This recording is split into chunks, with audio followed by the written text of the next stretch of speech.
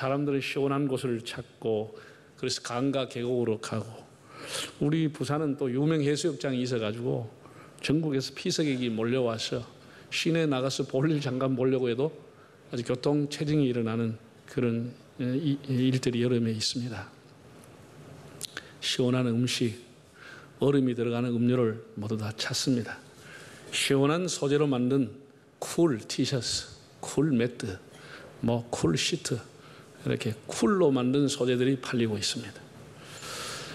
여러분, 아무리 시원한 에어컨 밑에 있어도 마주 대하는 사람, 함께 일하는 사람이 답답하면 짜증나고 열이 나기도 있습니다.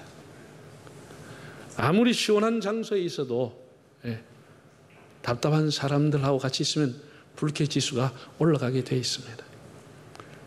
환경보다는 사람이 중요합니다. 어떤 사람이 되느냐, 어떤 사람을 만나느냐, 어떤 사람과 함께 일하느냐, 이 사람이 중요한 겁니다. 오늘 본문에는 너무 귀한 사람이 소개되어 있습니다. 이 본문은 제가 작년부터 한 7가지 정도의 성경 기제를 가지고 하나님 앞에 기도하는 그 기절 중에 한 곳입니다.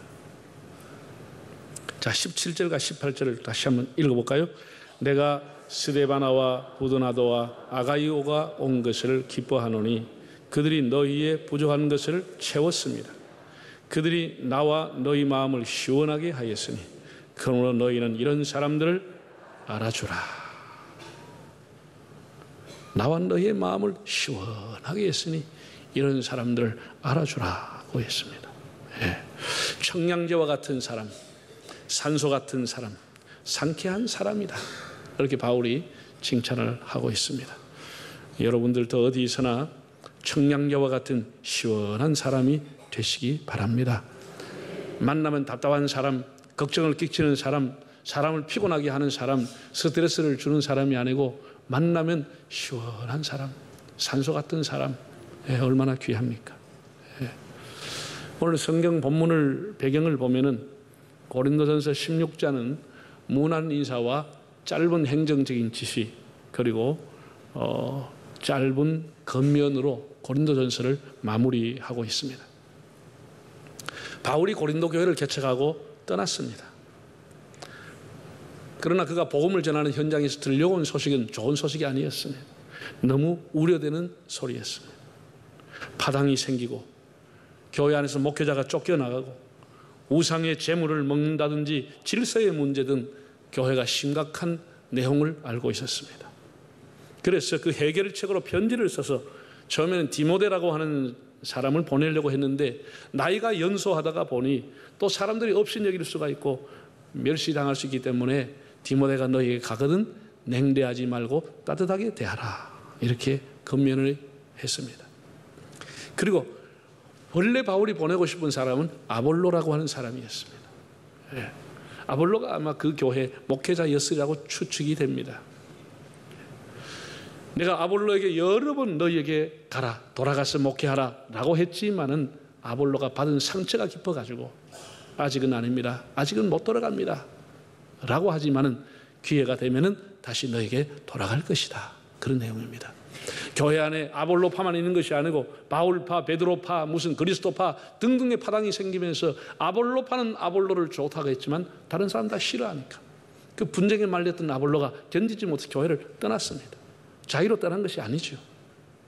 그래서 바울이 교회라고 하는 것은 별의별 사람이 사는 거니까 그런 것 가지고 목회를 중단하면 안 돼, 다시 돌아가서 목회하라 라고 권했지만은 지금은 아닙니다 라고 했다는 내용까지 기록이 되어 있습니다. 그래서 그 교회 부디 사랑으로 모든 것을 행하라 라고 권면을 했습니다.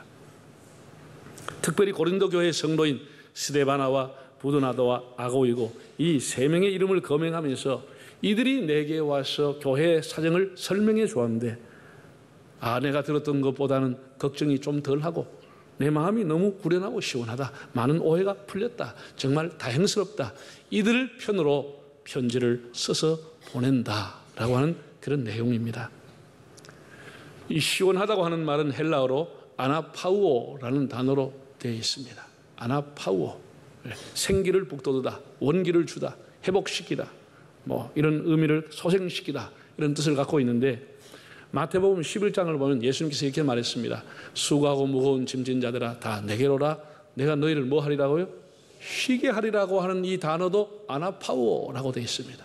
그러니까 원기를 북돋아 주고 쉬게 한다, 동일한 단어로 번역이 되어 있습니다. 빌레몬서에 보면 평안하게 하다, 그런 단어로도 번역이 되어 있습니다.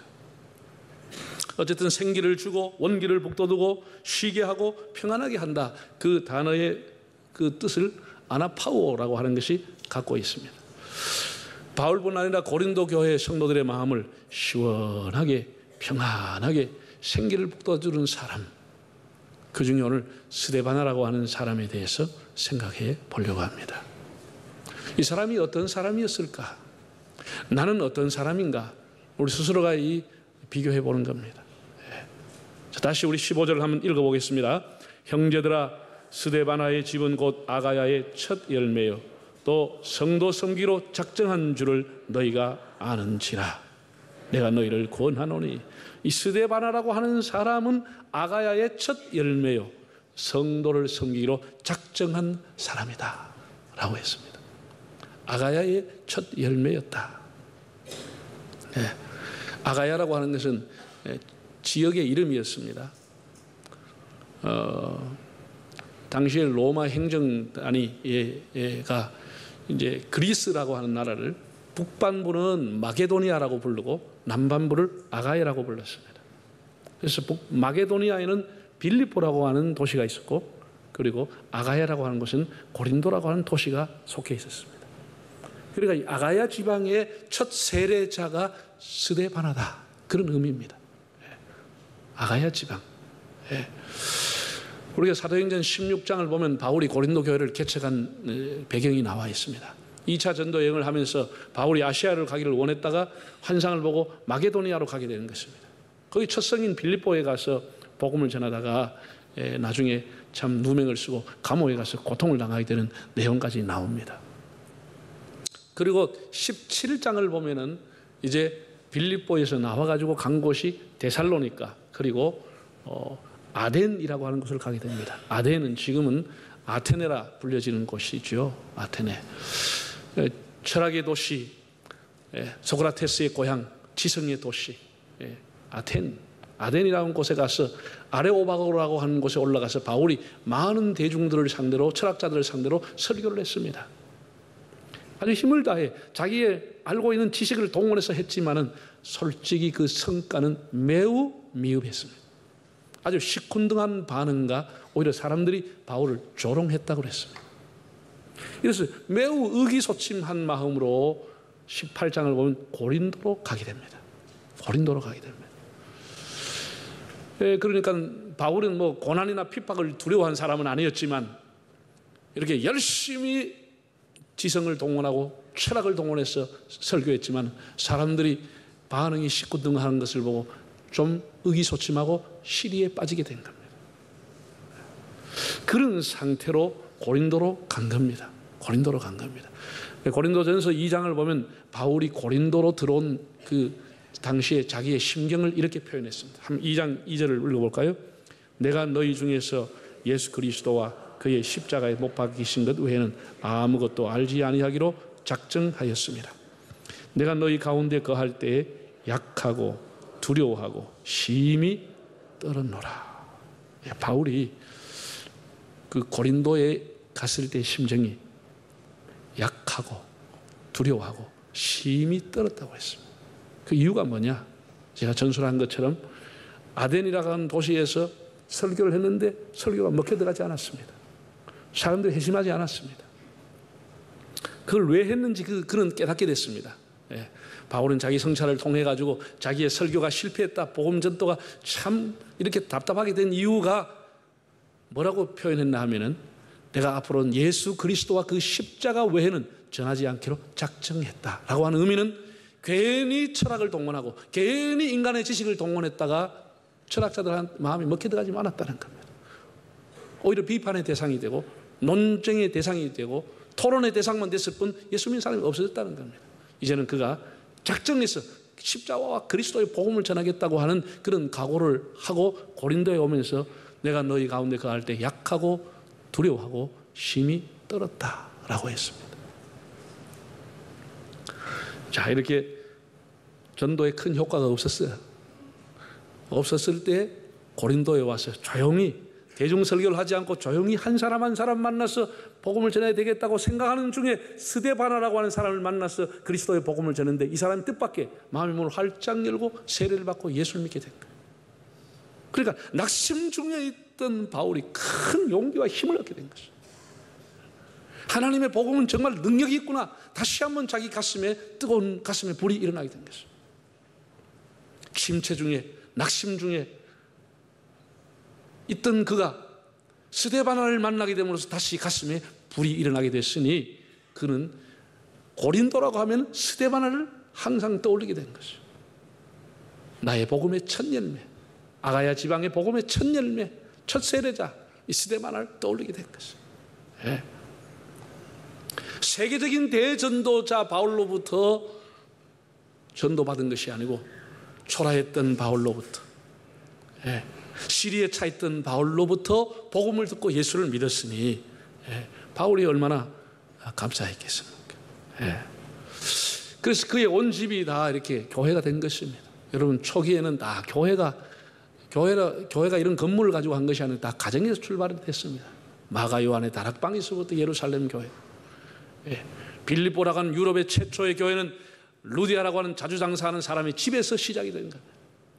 골로새 교회 역시 빌레몬의 집에서부터 시작이 됐습니다. 지금 이렇게 고린도 교회라고 하는 것도 스데바나의 집에서부터 시작이 된 겁니다. 스데바나의 온 집이 예수를 믿었다고 하는 것. 그래서 그 집을 다 오픈했다고 하는 것. 여러분, 우리가 살아가면서 우리 온 집을 오픈해가지고 예배 장소로, 성도에 교제하는 장소로 드린다고 하는 것은 결코 쉬운 일이 아닙니다. 그래서 바울은 고린도를 생각하면 스데바나가 떠오르고 그 아가야 지방의 첫 열매였던 스데바나가 내 마음을 시원하게 했다, 이렇게 생각이 된 것이죠. 그뿐 아니라 그는 온 가정만 예수 믿는 게 아니고 성도를 섬기기로 뭐 했다고? 작정을 했다. 여러분, 우리가 여러 가지 작정이 있습니다. 아이들이 공부하는 작정도 할 수 있고 여러 가지 작정을 하는데 성도를 아예 섬기기로 마음먹고 작정했다는 거예요. 우리는 살아가면서 1차적인 작정은 예수를 믿기로 작정하는 겁니다. 예수를 믿는 것이 기본적인 1차적인 작정이고, 그 다음에 예수를 믿고 나면은 성도와 교회를 섬기기로 작정하는 겁니다. 이게 얼마나 귀한 겁니까? 성도를 섬기기로 작정했다. 요즘은 이 섬긴다고 하는 말이 대세를 이루고 있습니다. 그런데도 제대로 못 섬기는지 이런저런 갑질 논란이 많이 일어나고 있습니다. 우리가 섬긴다는 게 그렇게 말처럼 쉽지 않잖아요. 사람이 나이가 좀 들고 지위가 좀 올라가면은 자기도 모르게 섬김을 받으려고 합니다. 아무런 생각 없이 사회적인 간섭을 따라가게 되어 있습니다. 섬긴다고 하는 게 그렇게 쉽지 않습니다. 항상 섬기는 자세, 봉사하는 자세가 필요하지만은 아랫사람을 섬기기보다는 섬김을 받으려고 하죠. 젊은 사람을 섬기기보다는 섬김을 받으려고 하죠. 우리가 교회에서 중요한 것은 끝까지 섬기려고 하는 이 자세입니다. 끝까지 섬긴다고 하는 이런 감동적인 신라가 생각이 납니다. 미국의 남북전쟁이 한창일 때 링컨 대통령이 종종 군인들의 야전병원을 방문하고 위로하게 되었습니다. 그때는 TV가 없던 때입니다. 우리도 어떨 때는 참 TV라고 하는 게 없었으면 좋겠다, 그런 생각 안 듭니까? 너무 요새는 이 밝아가지고 사람의 얼굴에 점까지 다 나오니까 그 점을 그냥 놔둘 수가 없는 거라. 새까만 게 막 다 나오는 거라. 다 나오. 뭐 어느 정도 뭐 이게 알만 될 걸 가지고 막 사람의 콧구멍까지 다 비춰가. 너무 이렇게 뭐 많이 아는 거 별로 필요 없는 건데 사실 식자우환인데 너무 많이 알아. 그때는 TV가 없을 때니까 예를 들어가서 조선시대 때 왕을 아는 사람은 아주 왕에 가까이 있는 신하들이 알지, 백성들의 90%는 왕이 누군지 얼굴을 모르는 겁니다. 얼굴을 모르는 겁니다. 그렇게 생각하면 됩니다. 링컨이 대통령이지만 링컨을 아는 사람은 아주 극소수에 불과합니다. 그런데 링컨은 이제 야전병원에 입원해 있는 군인들 위문하러 간답니다. 그런데 군의관이 그날은 오늘을 넘기기 힘든 병사에게 데려갔습니다. 그래서 숨을 헐떡이고 있는 병사에게 가서 링컨이 손을 잡고 이렇게 얘기했습니다. 형제여, 내가 지금 당신을 도울 수 있는 일이 뭐가 있습니까? 내가 지금 당신을 위해 할 수 있는 일이 뭐가 있습니까? 했더니 이 사람이 숨을 헐떡이면서 제가 어머니에게, 고향의 어머니에게 편지를 마지막으로 한 통 쓰고 싶은데 손이 없어가 쓸 수가 없습니다. 그래서 그 내가 대신 써주겠다고 불러보라고. 이래서 종이를 가져와서 그 사람이 불러주는 걸 링컨이 받아주던 대비를 한 거예요. 대비를 해서 다 됐다고. 그럼 한번 내가 대비를 한 거 맞는지 한번 들어보라고. 그리고 링컨이 읽어줬습니다. 어머니, 보고 싶은 어머니, 저는 국가의 부름을 받아 의무를 다하는 중에 심한 부상을 입었습니다. 어머니 아무래도 회복하지 못할 것 같아요. 저 때문에 너무 슬퍼하지 마세요. 제 대신 종과 멜에게 입을 맞춰주세요. 하나님께서 우리 가족을 축복해 주시기를 빕니다. 아들 윌리엄. 여기까지는 그가 불러준 대로 쓴 거예요. 그리고 주신 당신의 아들을 위하여 에이브러함 링컨이 이 편지를 대필 했습니다. 사인. 그 죽어가는 병사가 깜짝 놀라서 물어본 거예요. 당신이 링컨 대통령이요? 그렇다고. 그런 거 묻지 말고 지금 당신이 내가 도와줄 수 있는 게 뭐인지 그 얘기 좀 하라고. 그랬더니 내 손을 꼭 잡아달라는 거예요. 그래서 링컨이 그의 손을 잡아주었는데 대통령의 손을 잡고 그는 평안히 떠났다는 일화가 남아있습니다. 사랑하는 여러분, 섬김과 봉사라고 하는 것은 언제 들어도 아름다운 이야기입니다. 섬긴다고 하는 것은 지위와 상관이 없는 겁니다. 나이와 상관이 없는 겁니다. 오히려 더 아름다운 것입니다. 우리 교회 안에는 봉사가 여러 가지가 있습니다. 요즘 얼마나 덥습니까? 가만히 집안에 있어도 덥고 그늘에 있어도 땀이 저절로 납니다.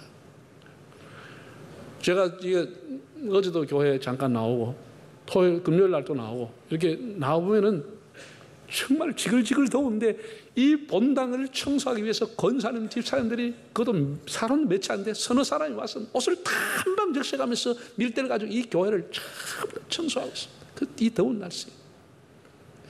토요일 날 식당 보원들이 새벽같이 나와서 시장에 장 보고 와서 부식 사고 하는데 남을 보면 산더미처럼 쌓아놨습니다.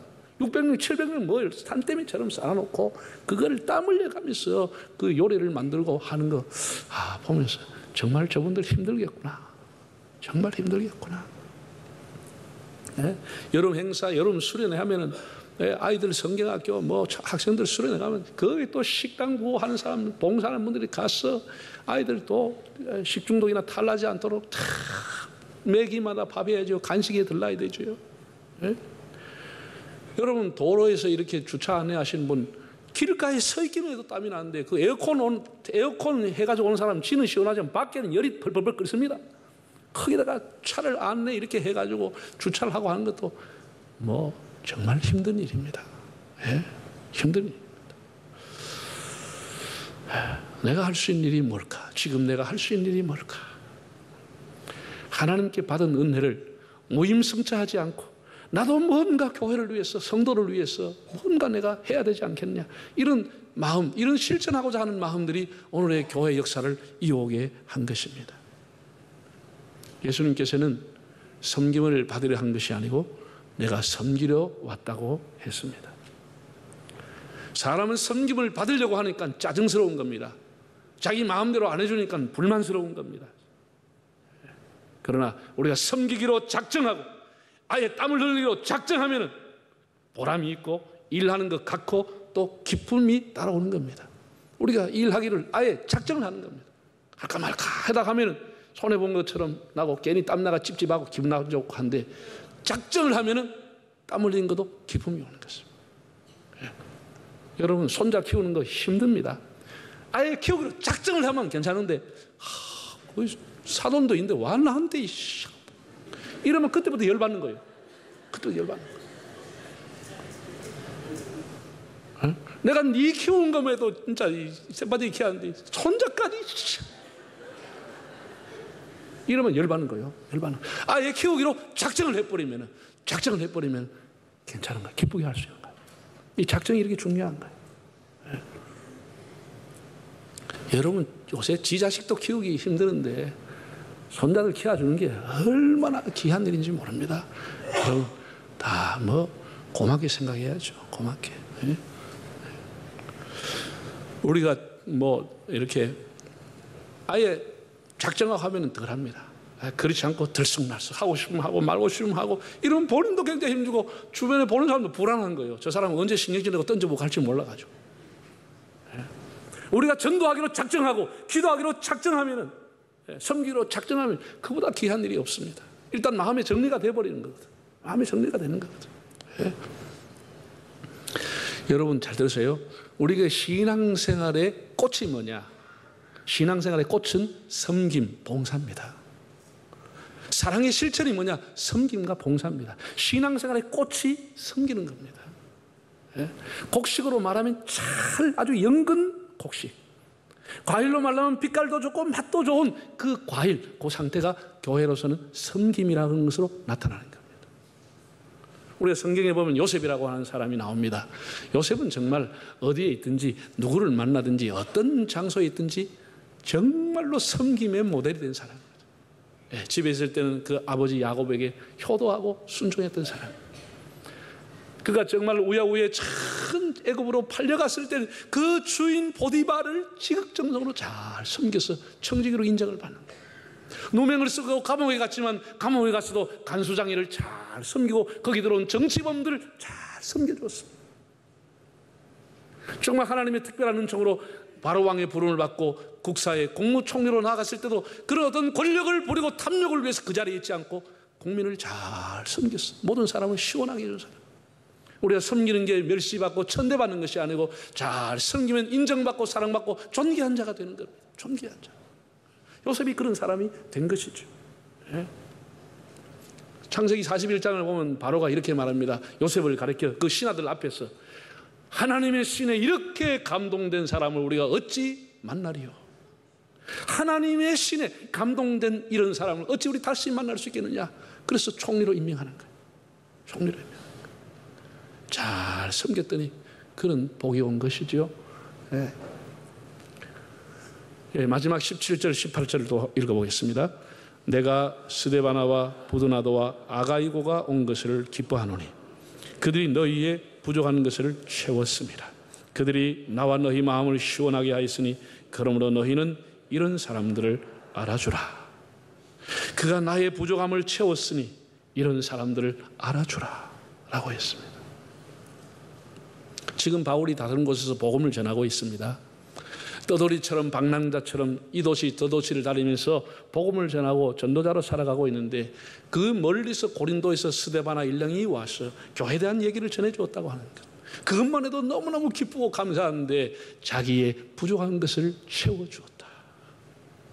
여러분 전도자가 필요한 게 뭐겠습니까? 떠돌이처럼 다니면서 복음을 전하는 바울에게 필요한 것이 뭐겠습니까? 그의 부족한 것이 전도 물품이 될 수 있고 전도 비용이 될 수 있고 그 부족한 것을 살펴서 채워주었다. 정말 내 마음을 시원하게 했다. 이렇게 얘기하는 거예요. 너무 귀한 사람이죠. 남의 형편을 살피고 저 사람에게 뭐가 필요할까?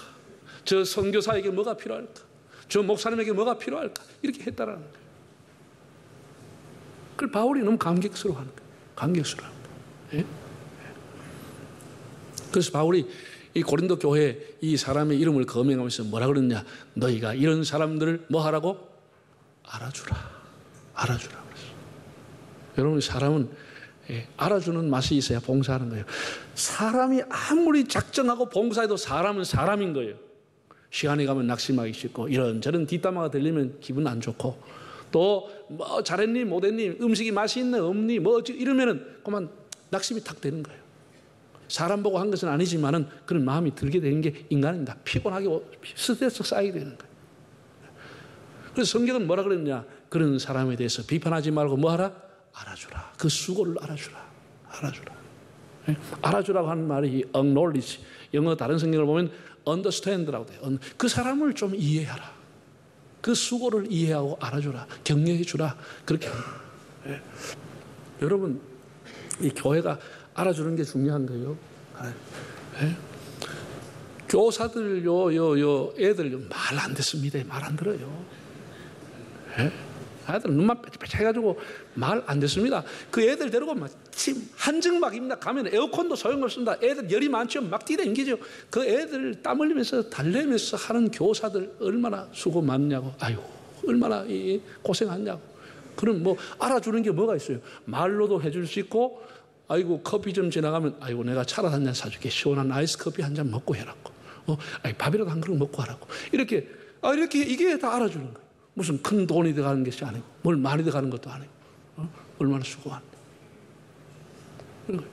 교회 은퇴하고, 뭐, 권사님들, 장로님들 은퇴하고, 딱 뒷전에서도 옛날에 얼마나 수고 많이 했냐고.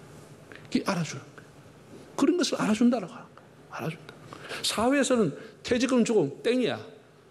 근데 교회는 그렇게 하는 것이 아니야. 얼마나 수고 많았냐고. 알아주니까. 사랑하는 여러분, 여러분의 삶의 자리가 어디에 있든지 우리는 거듭난 주님의 자녀들입니다. 옹졸하게 남을 짜증스럽게 남에게 스트레스 주는 사람 되지 말고, 나 섬겨야 되겠다. 섬기는 것으로 작정하고 다른 사람을 도우면서 그 사람의 부족한 부분이 있으면 채워주면서, 봉사가 벼슬이 되고 나한테 어떤 권력이 되고 그렇게 되지 말고, 지금 모든 사람이 그늘을 찾고 있는 계절입니다. 스데바나처럼 우리의 남은 생에도 다른 사람을 시원하게 해주고, 나를 만난 사람이 스트레스를 풀고 청량제와 같은 사람을 만났다고 얘기할 수 있는 그런 삶을 살아갈 수 있기를 바랍니다.